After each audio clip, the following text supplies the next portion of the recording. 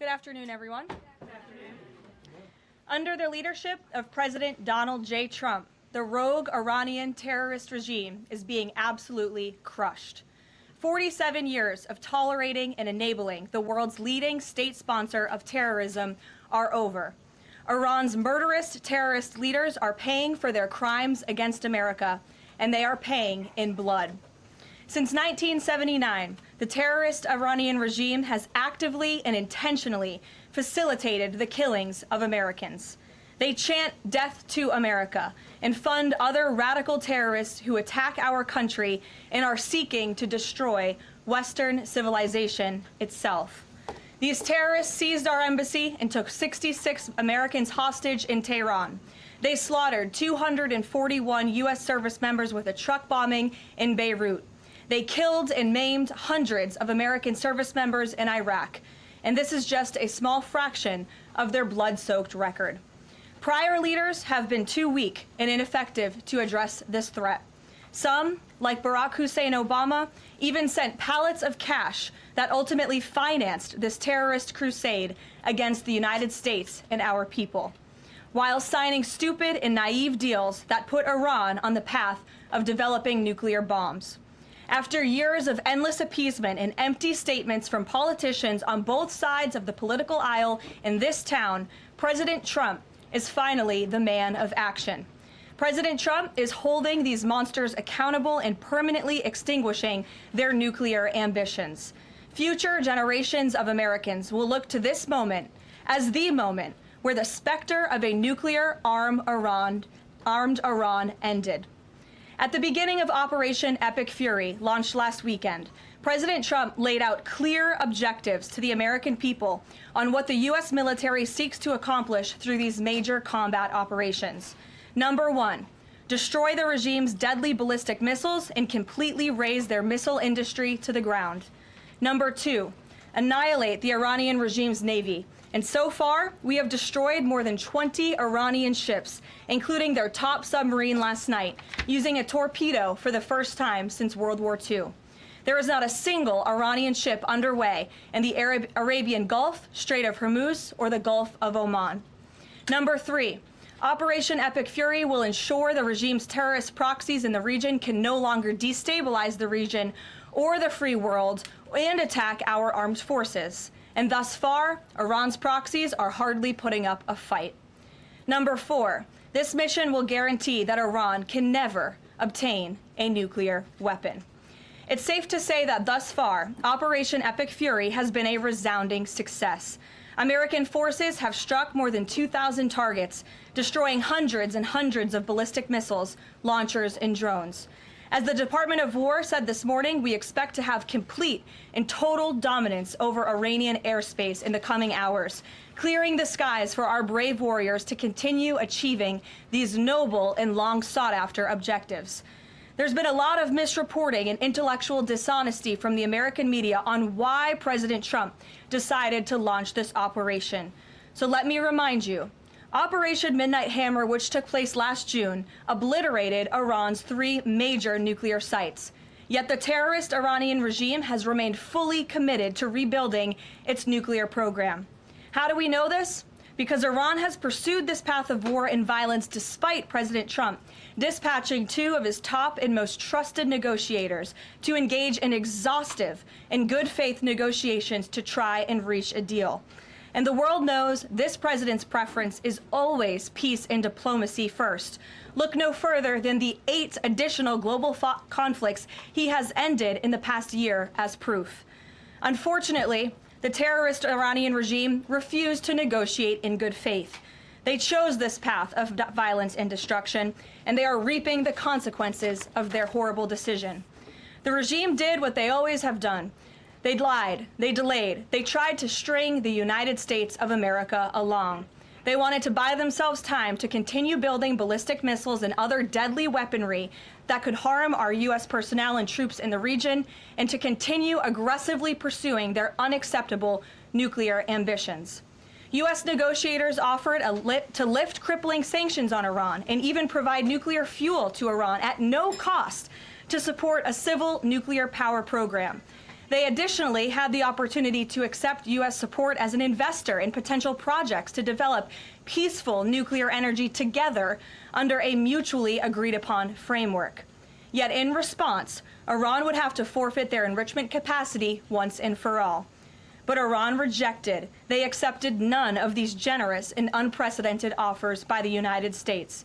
Simply put, they refused to say yes to peace. And their refusal made clear that their #1 priority was building a nuclear weapon with which to threaten the United States of America. Again, the country they have been chanting death to for nearly 5 decades. Let me state this again clearly. Iran rejected the path of peace because the terrorists in charge of this regime wanted to build nuclear weapons to use against Americans and our allies. President Trump made the determination, a courageous determination and decision, that the path the United States was on with Iran had only one outcome: massive death and destruction at the hands of a nuclear-armed terroristic regime.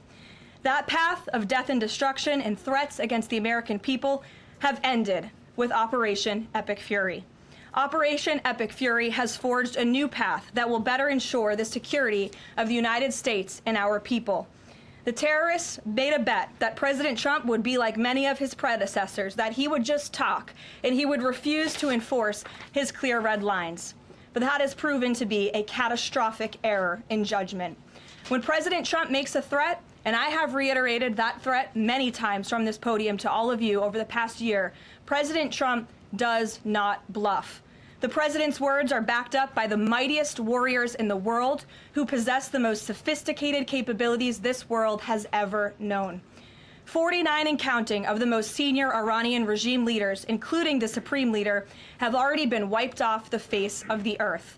Make no mistake, killing these brutal terrorists is good for America and makes the world a much safer place. I want to also extend our prayers and condolences to the families of the 6 U.S. military service members who have been lost in Operation Epic Fury. These heroes represent the very best among us. They laid down their lives in defense of our country, and we will never forget their legacy or their sacrifice. As the president said, we grieve for these American patriots and their families as we continue the righteous mission for which they gave their lives. President Trump intends to attend the dignified transfer of these American heroes to stand in grief alongside their families. I understand the Department of War is working on scheduling this transfer, and we will provide updates at the appropriate time. Finally, the Trump administration is also doing everything within our power to protect Americans in harm's way. Since the launch of Operation Epic Fury, more than 17,500 Americans have safely returned home from the Middle East, with over 8,500 American citizens returning home to the United States just yesterday alone. If you are a U.S. citizen in the Middle East looking to return to the United States, the Secretary of State asks that you please register with the State Department at step.state.gov. The State Department will identify where you are and provide travel options directly to you. The administration is already rapidly chartering flights free of charge and booking commercial options, which we expect to become increasingly available as time goes on and the success of this mission further comes to fruition. I know the President and Secretary of State Rubio have been in touch as well with our allies in the region directly about this problem, making it clear that it is a priority of the United States of America to bring every American home. The Trump administration will not rest until every American is home safely and until the terrorist threat from Iran has been completely destroyed. With that, I'll take your questions. Eric, why don't you kick us off today? Thank you for being here. Caroline, thanks so much for having me. It's great to be here. As you mentioned, Iran's regime, its leadership has largely been decimated. Do we have a sense right now of who is actually calling the shots in Iran? And we're also hearing reports that the Supreme Leader's son may be named his successor. Do you have any more information about that? I just had a quick follow-up as well. Sure. We've seen those reports as well, of course, and this is something that our intelligence agencies are closely monitoring and looking at. The truth is, we'll have to wait and see. The president has said repeatedly that the objectives of Operation Epic Fury are the 4 military objectives that I laid out for you previously: to destroy Iran's navy, to destroy their ballistic missile capacity, to ensure their proxies in the region can no longer harm Americans, and to also ensure that they can never obtain a nuclear nuclear weapon. As for what comes next for Iran, the president has said, of course, it's a good thing for the United States to want freedom for the Iranian people, and ultimately we hope that freedom rests in their hands. Caroline, we see the Arab and Muslim nations coming under fire as well. President Trump's vision for the region has been to bring the Arab and Muslim nations to the table together, Abraham Accords, obviously, with Israel. If this regime topples, could we see a new day in the region and really a new Middle East come out of this when the dust settles? Well, the greatest deterrent to true and long-lasting peace in the Middle East has always been the rogue Iranian terrorist regime. And our Arab and Gulf partners in the nation admit that, as well as, of course, our close friend and ally Israel. We have seen all of the Arab partners in the region come together during this time on the phone with President Trump, many of them commending him for this bold and brave action to protect American troops and our bases in the region that are housed in many of these Arab and Gulf states. And I know that many of these regional partners are contributing their air defense capabilities as well. Jordan, Bahrain, Saudi Arabia, the UAE, Qatar, Kuwait, and the president continues to be engaged with all of them. Welcome. Garrett. Also have two, if you'll humor me. Axios, I think, was the first to report this morning this phone call between the president and Prime Minister Netanyahu, saying that Netanyahu had given the U.S. this information about where the Ayatollah would be and then he'd be with his deputies on Saturday. How important was that information in the president making the decision to strike where and when he did? I think it was important with respect to the timeline, but I think the president, prior to that phone call, had a good feeling that the Iranian regime was going to strike the United States assets and our personnel in the region. And the president was faced with a choice. Does the United States of America use our military and our capabilities to strike first, to take out this threat that has been threatening our country and our people for 47 years, or is he going to, as commander-in-chief, sit back and watch as the rogue Iranian regime attacks our people in the region? That's obviously an unacceptable decision. For the second choice there is unacceptable to the president, which is why he made this decision. As for where the Ayatollah was going to be, that obviously had an impact on the timeline of the operation, but not quite the president's decision in its entirety. And then on the way the public is viewing this, we were sitting here last week, I asked you if the president was going to make this a big part of the State of the Union, if he felt like he had to sell the possibility that he'd do strikes like this. We're now 5 days on. He hasn't done kind of the traditional speech to the nation part of it. Does the president believe the country supports the actions that he's taken so far in Iran?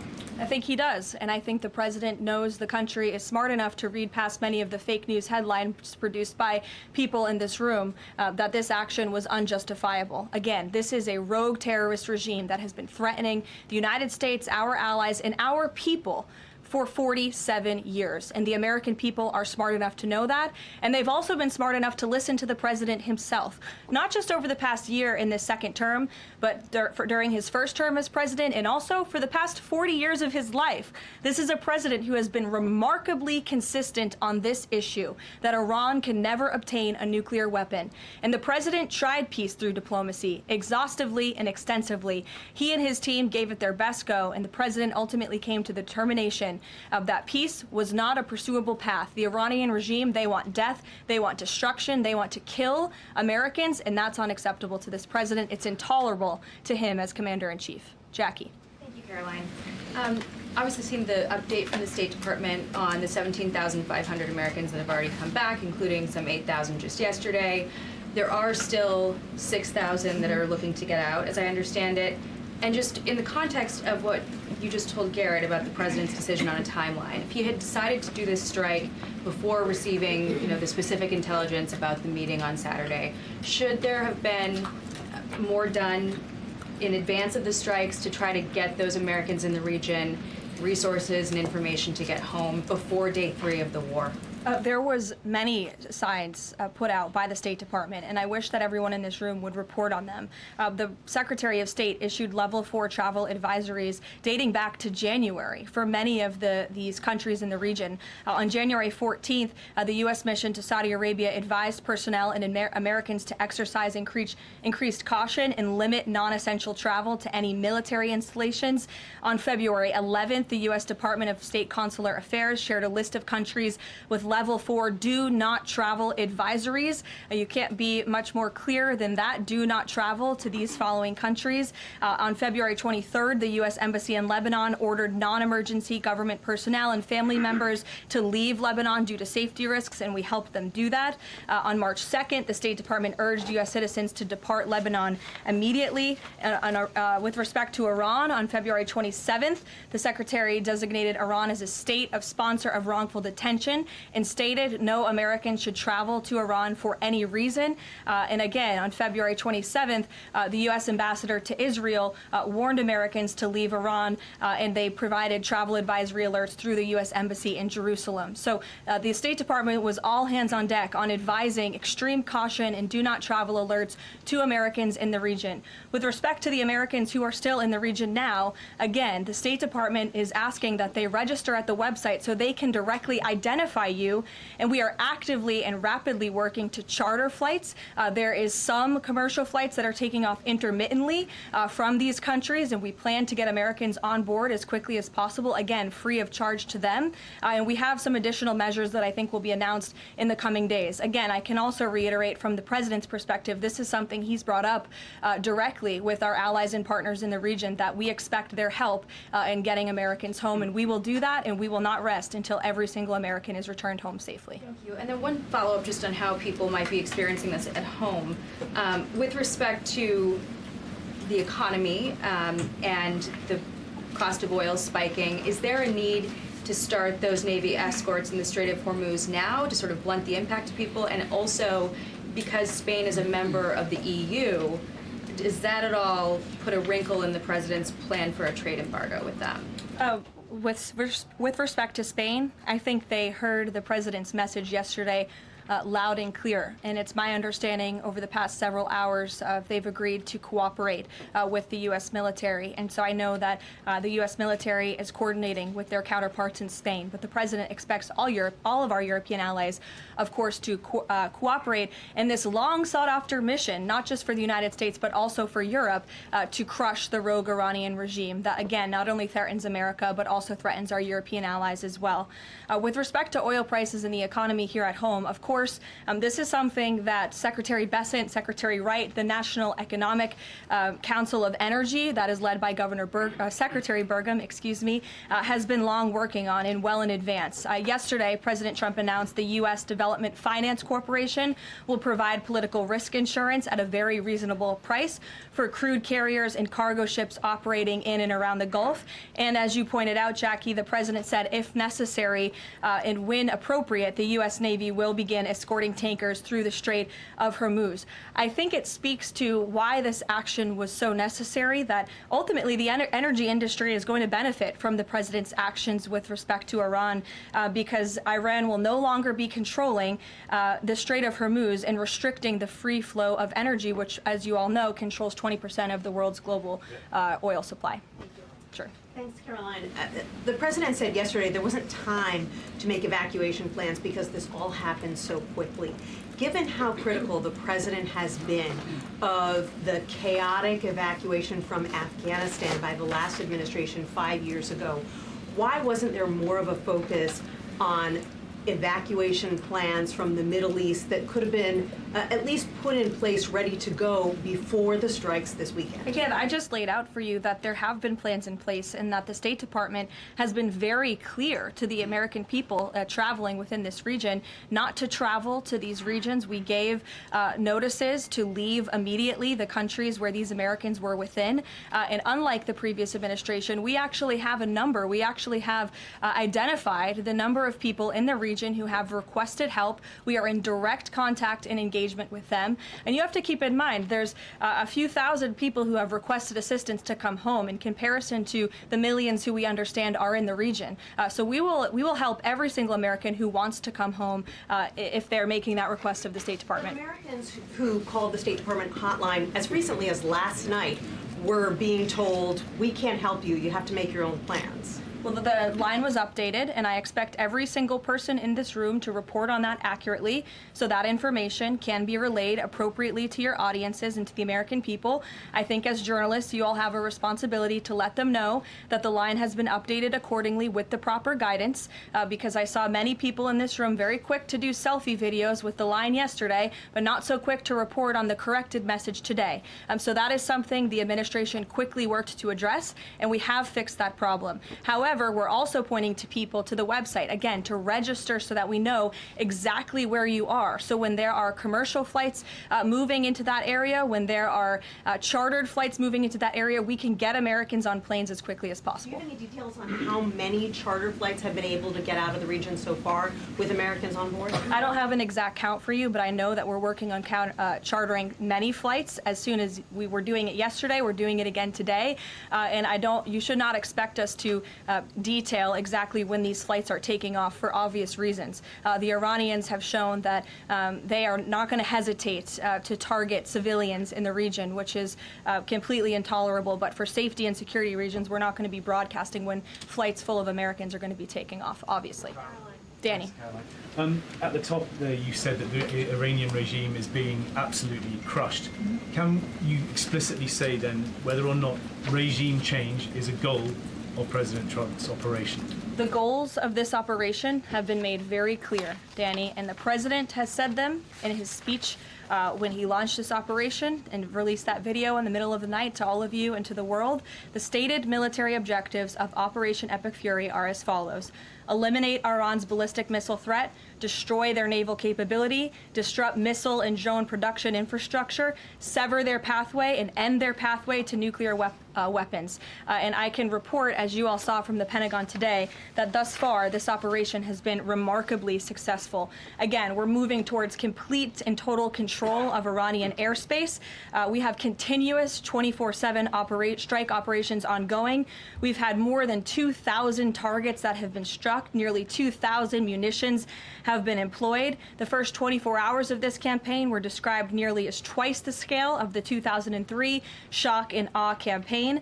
And we've seen that the enemy, the Iranian rogue regime, their retaliatory strikes against the United States and the threat reduction has reduced significantly. If you look at the Iranian ballistic missile launches, they're down 86% from day one levels. So while the United States military continues to increase its complete dominance over this rogue regime, they are weakening day by day. Regime change is not a phrase that you would want to use. Again, Operation Epic Fury, I just detailed the goals and objectives of this very quickly. But obviously, as the president has said numerous times, do we want to see Iran being led by a rogue terrorist regime? No, of course not. So any day the United States of America is taking out a terrorist is a good day for our country and a good day for our people.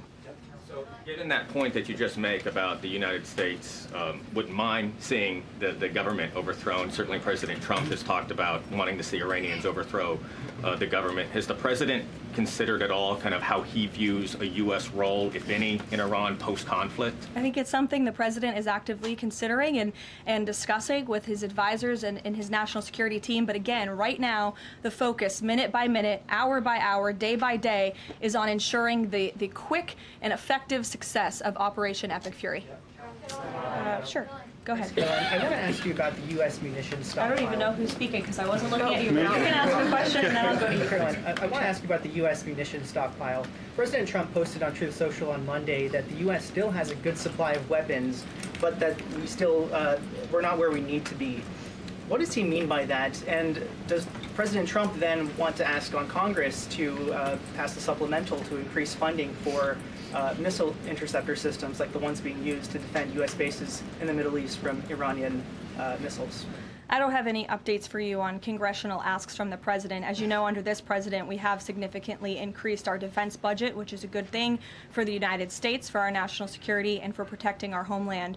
With respect to munitions, ammunition, weapon stockpiles, the United States of America has more than enough capability to not only successfully execute Operation Epic Fury, but to go much further. And we have weapon stockpiles in places that many people in this world don't even know about. However, the president in that post Post was pointing out that, unfortunately, we had a very stupid and incompetent leader in this White House for 4 years who gave away many of our best weapons for nothing, for free, to another country very far away by the name of Ukraine. So the president was pointing out how that was an unwise decision, but nevertheless, don't doubt the strength and the might of the American military.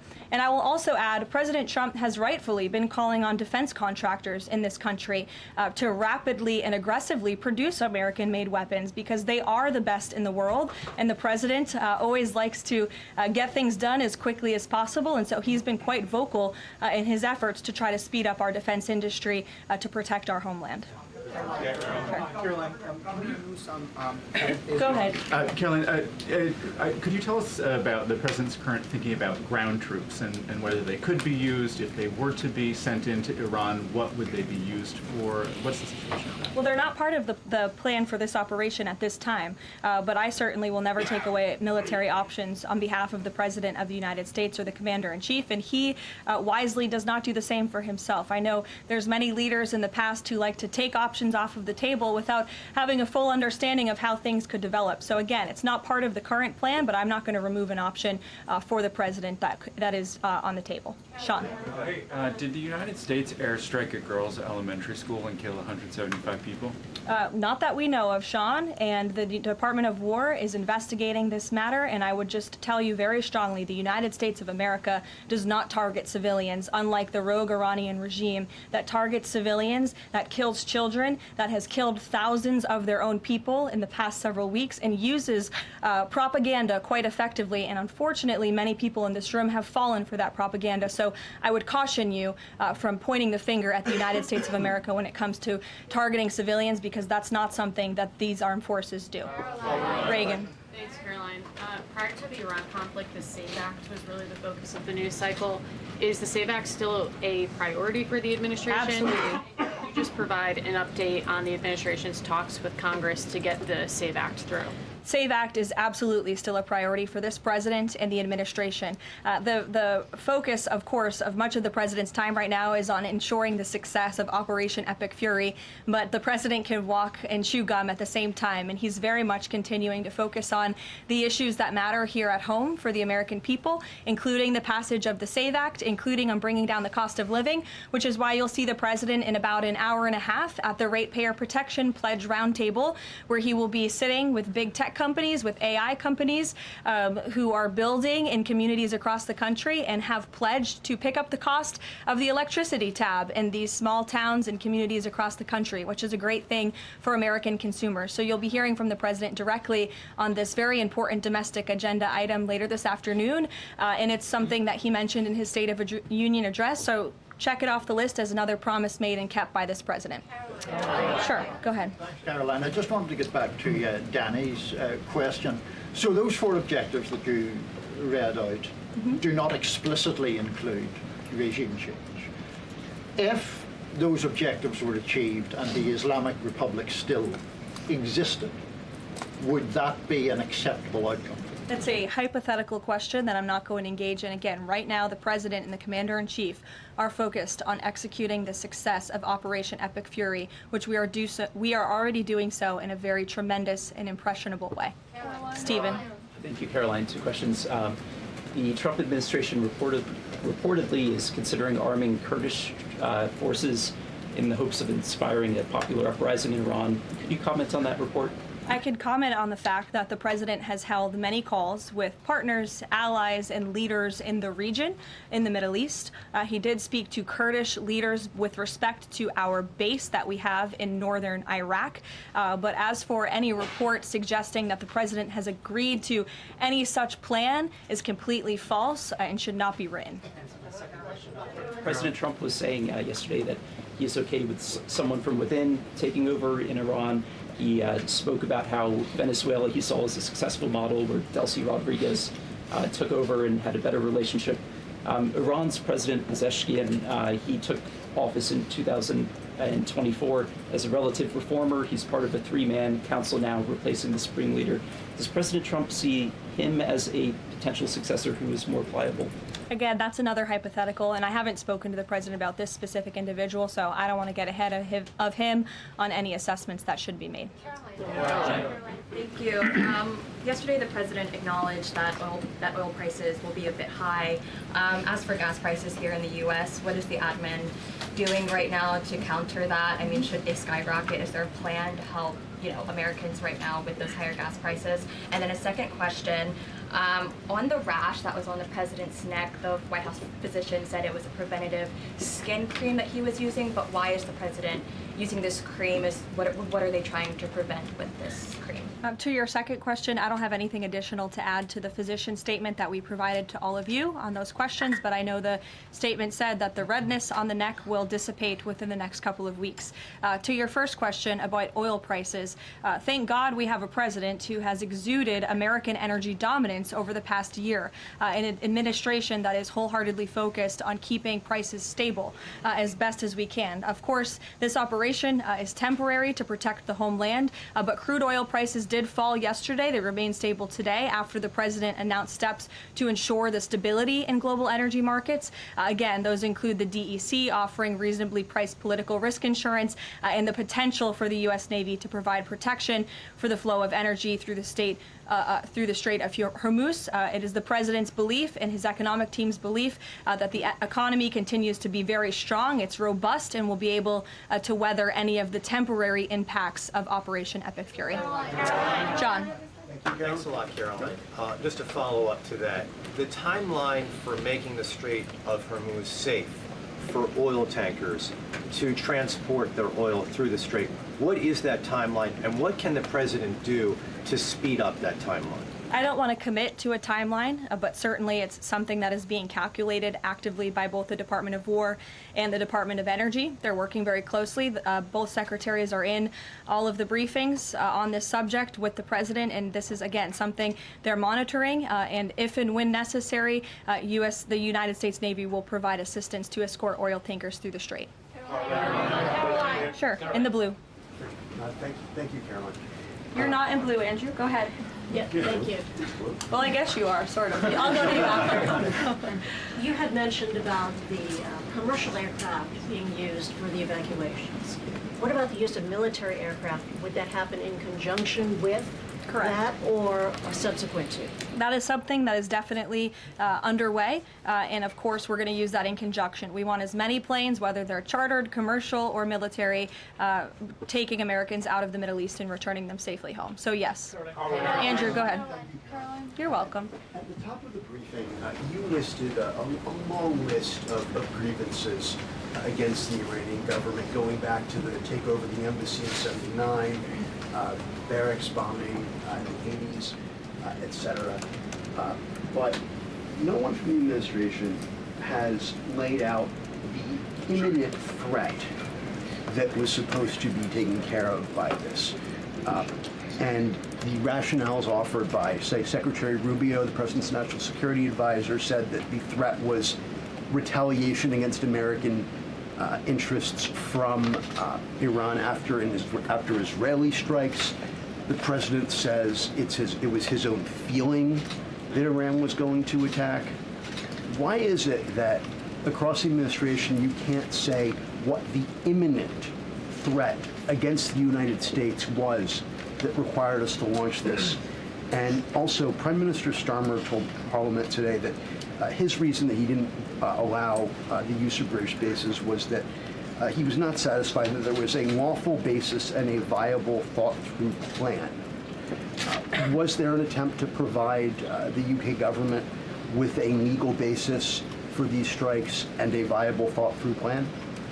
To the first question, I completely reject the premise of your question. You have had the President of the United States, the Secretary of War, the Chairman of the Joint Chiefs, the Vice President of the United States, the Secretary of State, and now I am out here today to explain to you exactly what led the President to make the decision to launch Operation Epic Fury. And President Trump does not make these decisions in a vacuum.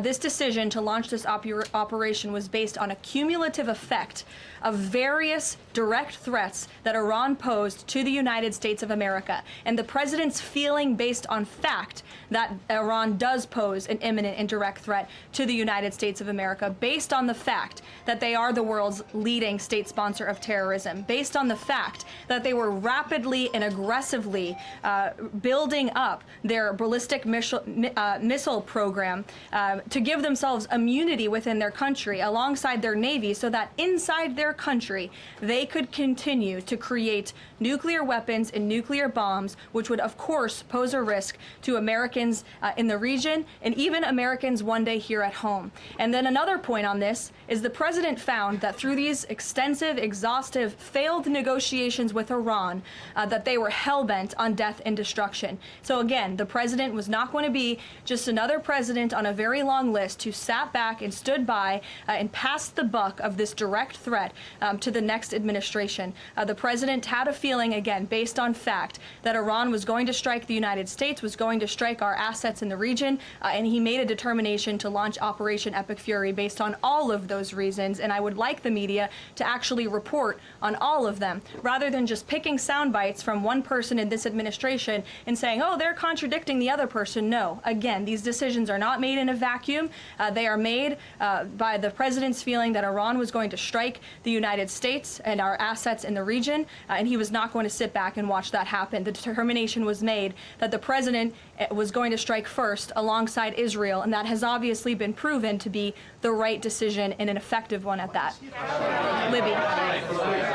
Libby, go ahead. Thank you, Caroline. A two-part question for you. First, has the president spoken with the family members of those U.S. service members that were killed? Second, given what you've outlined throughout this entire briefing, I mean, the United States has sunk a bunch of Navy ships. We've hit all of these targets. What can Americans expect the goal to be moving forward now that the U.S. has accomplished all of this? What is victory, given we've even taken out Iran's supreme leader? That was an explicit goal. Again, victory will be determined by the commander-in-chief once the goals and the objectives that we have repeatedly laid out are fully realized. Again, we just, in the next few hours, will be achieving that dominance over the skies, which means the United States military will be raining missiles and weapons down on Iran to hit these specific targets that have been identified as crucial to take out by the Department of War. Caroline. Sure, John. Thank you so much, Caroline. Has the U.S. posture changed in regard to a nuclear North Korea, given the latest strikes on Iran and the fact that the stated goal is to make sure that Iran is not a nuclear country? I don't have any change in position with respect to North Korea today. Thank you. A quick follow-up. There's been reports that Ali Khamenei's son has been elected as the next supreme leader. Does the administration think that he is a part of the same regime as his father? Would they like people in the country to rise up and get him out of power? There's reports he's been elected, or that he's assuming to be elected. One of the likely options. Pardon me, what was that? That he's one of the likely options, or that he has been elected. Okay, so we'll wait to confirm until someone actually is elected. Caitlin. You just mentioned that the president is going to attend the dignified transfer for these families. Given what Secretary Hegseth said this morning, is it the position of this administration that the press should not prominently cover the deaths of U.S. service members?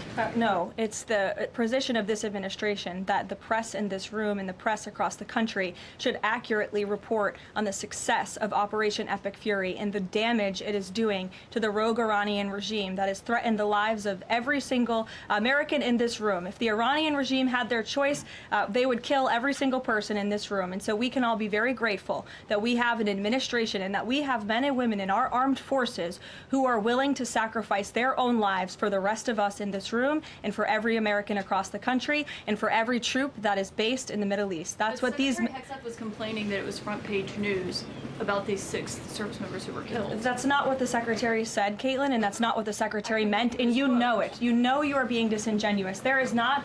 We've never had a Secretary of Defense who cares more... Drones get through or tragic things happen, it's front page news. I get it, the press only wants to make the president look bad. Yeah, as you know, we cover the deaths of U.S. service members under every president. The press does only want to make the president look bad. That's a fact, especially you. No, listen to me.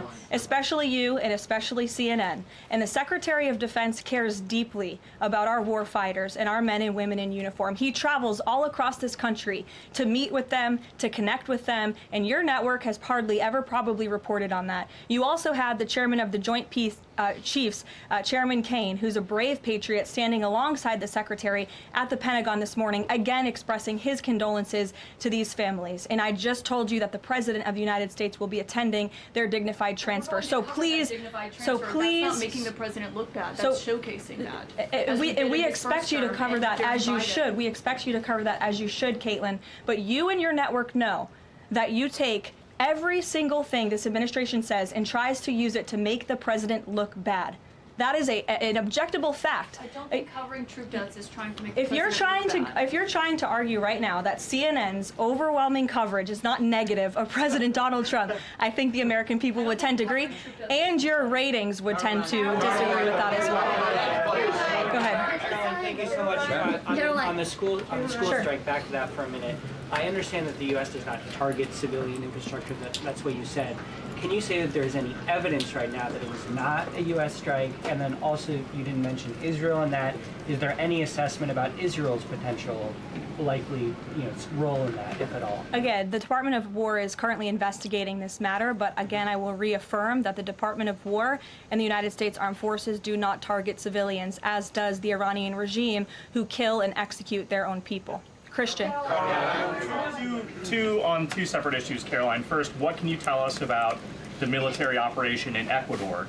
And then secondly, is the president considering invoking the Defense Production Act to boost munition stockpiles while we are in this conflict? It's not something I've heard the president consider, but as you know, the president has been in pretty direct correspondence and public correspondence with defense contractors, asking them to aggressively speed up their manufacturing of American-made weapons, which again are the best in the world.